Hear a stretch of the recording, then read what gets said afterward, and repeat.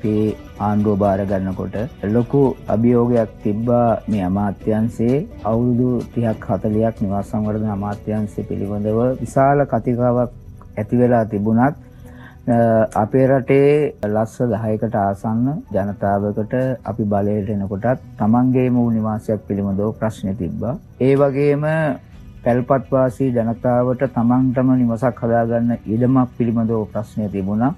ඒක තවමත් ඒ විදිහටම තියෙනවා, ඉඩම් ප්‍රශ්නේ තියෙනවා.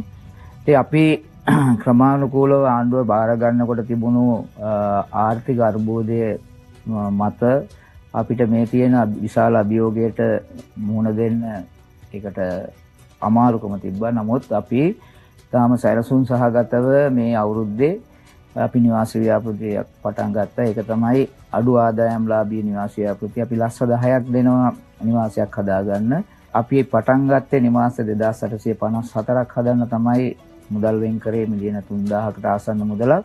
අපි දැන් සමත් වෙලා තියෙනවා නිවාස 2854ම වැඩ පටන් ගන්නත්.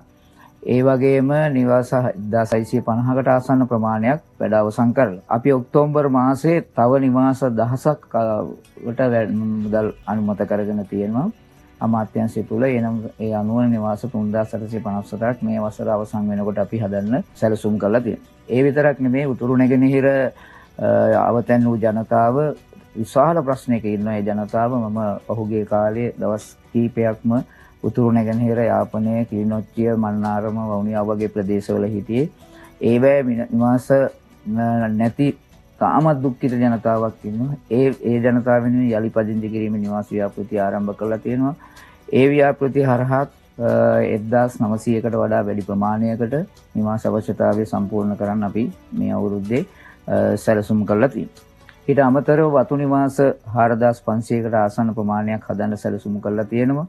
ඒ විතරක් නෙමෙයි මේ කොළඹ නාගරික ප්‍රදේශයේ මහල් නිවාස ව්‍යාපෘතියකුත් අප පටන් අරන් තියෙනවා. චීන ආධාර, ඉන්දියන් ආධාර ඇතුලේ ඒ වගේම කලාකරුවන්ට නිවාස ව්‍යාපෘතියක් අපි පටන් අරන් තියෙනවා. නිවාස 10000කට වැඩි ප්‍රමාණයකට මේ අවුරුද්දේ අනිවාර්යෙන් අපි අවශ්‍යතාවය සම්පූර්ණ කරනවා. ඒ තෝරාගත්තු අය තාමත්ම සුදුසු අය අපි තෝරාගෙන තියෙනවා. වෙනදා වගේ නෙවෙයි. දේශපාලන හිතවත්කම්, දේශපාලන නෑදෑකම් අපි මේ අවුරුද්දේ කිසි දෙයකට මේ භාජනය කරලා නැහැ. ජනතාවගේ ඇත්ත අවශ්‍යතාවය තේරුම් අරගෙන කටයුතු කරලා තියෙනවා. ඉතින් අපි ඉදිරි අවුරුදු 4 අපේ සැලසුමක් තියෙනවා මේ අවශ්‍යතාවය සම්පූර්ණ කරන්න ඕන කියලා.